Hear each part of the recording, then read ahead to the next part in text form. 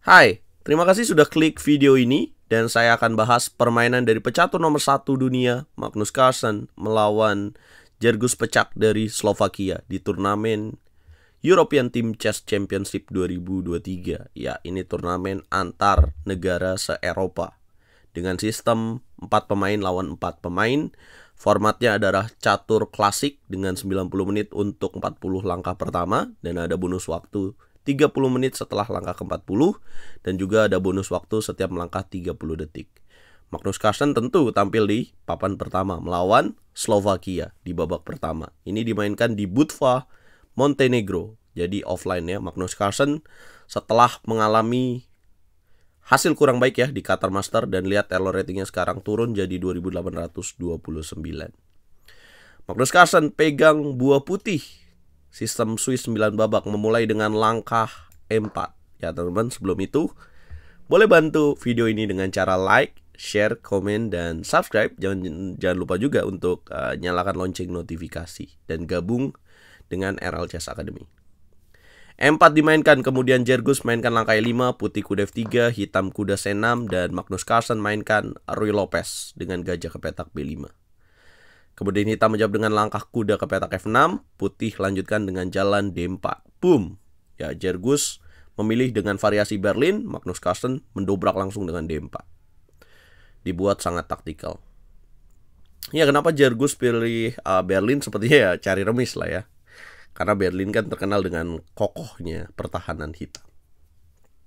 D4 dimainkan, hitam kuda pukul pion D4, Magnus kuda pukul kuda, dan kemudian Jergus mainkan langkah C6. Ini yang menarik ya.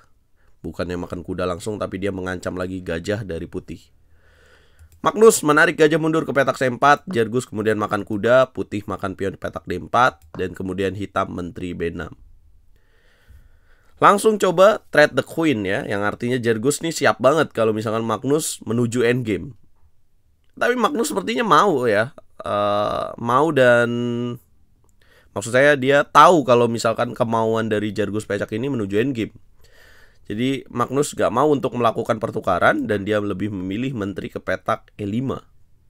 Ya, dia gak mau menuruti apa yang dipengin oleh lawannya. Skak. Kemudian hitam menutup dengan gajah ke petak E7 dan Magnus lanjutkan dengan rokade pendek. Hitam D6, Magnus menteri G3 mengancam pion di petak G7. Kemudian Jergus mainkan langkah rokade pendek dan Magnus kuda C3. Ya, kalian pasti berpikir kenapa nggak langsung gajah H6 aja ya? Pasti dong. Ya, kalau gajah H6 ini tidak akan berhasil teman-teman karena hitam masih memiliki jawaban kuda ke petak H5. Dia akan menjaga dan mengancam balik ya. Menteri petak G3. Kalau menteri F3 ya udah balik lagi ya. Bisa dijaga dengan menteri C5, mengancam gajah petak C4 dan menjaga kuda di petak H5. Akan terjadi dua ancaman gajah. Jadi Magnus mainkan langkah kuda C3, menjaga pion M4 dan mengembangkan perwira dulu. Hitam gajah 6 dan Magnus menerima pertukaran. Lihat nih teman-teman, pionnya lemah ya. Dan inilah kesukaan Magnus Carlsen. Di langkah berikutnya, langkah ke-13, dia langsung mendobrak posisi dengan langkah E5. Boom! Kemudian hitam Jergus Pecak kuda ke petak E8, dia tidak berani makan. Kemudian putih menteri ke petak G4, mengancam pion di petak E6, langsung diincar. Hitam benteng F5, Magnus Carlsen pukul pion di petak D6, dan hitam gajah pukul pion di petak D6. Lihat evolution barnya, langsung unggul buat Magnus Carlsen. Secara posisi ini unggul buat Magnus Carlsen. Kenapa?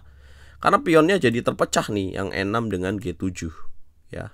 Dan Magnus, karakteristik dari permainan dia tuh selalu menyukai pawn break seperti ini, atau pion terpecah, bukan connected pawn seperti ini. Dan jelas saja Magnus langsung mengeksploitasi pion kelemahan itu dengan menteri ke petak C4.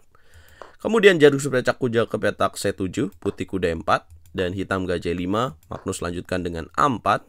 Ya, jelas bahaya ya kalau dia makan pion A5, ini akan jatuh gajahnya, jadi pion racun. Kemudian hitam kuda D5, Magnus baru C3.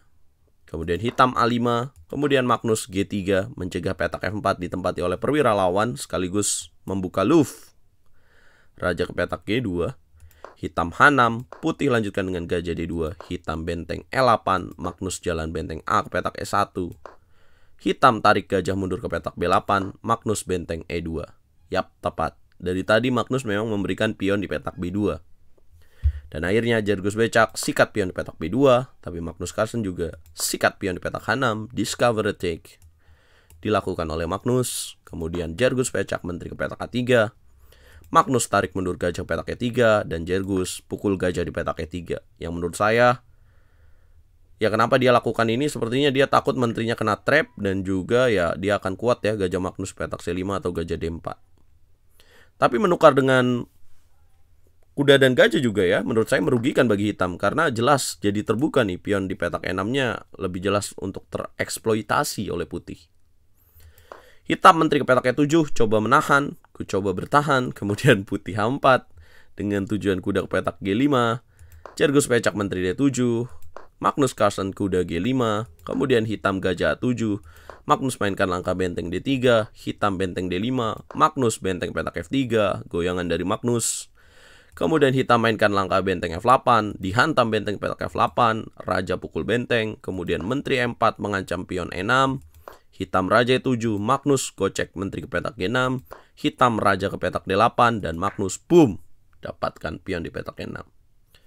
Ya mau gimana lagi, dia harus milih antara pion G7 jatuh atau pion di petak E6 jatuh. Ya jelas, mengamankan raja lebih dipilih oleh Djergus, kuda pukul E6, raja C8, kemudian kuda pukul pion G7, hitam benteng E5, penyelesaian menteri ke petak F6. Djergus Becak menyerah, dia tidak mau berjuang lagi karena udah tahu ya hasilnya akan nihil, dan Magnus Carlsen menang 2 pion, tinggal jadikan pion promosi. Djergus Becak pasti menyerah.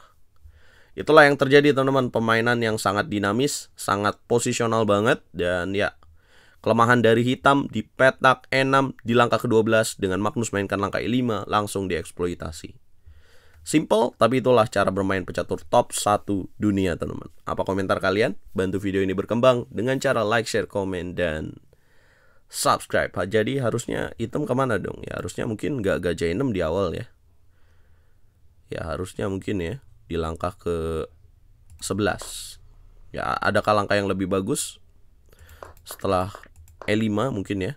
Ya harusnya dia makan di sini. Kemudian makan lagi. Kemudian hitam mainkan langkah benteng A ke petak E8. Ya sangat susah mencari langkah seperti ini ya. Ya tujuannya apa? Memang memberikan pion di petak C6. Tapi selanjutnya hitam akan menyerang dengan gajah C5 seperti ini teman-teman. Di tidak siapnya putih bermain dengan gajah ini karena ada tekanan pada petak B2. Yap, dan Magnus di babak kedua kemarin remis ya teman-teman. Kita akan bahas di video selanjutnya. Bantu video ini berkembang guys.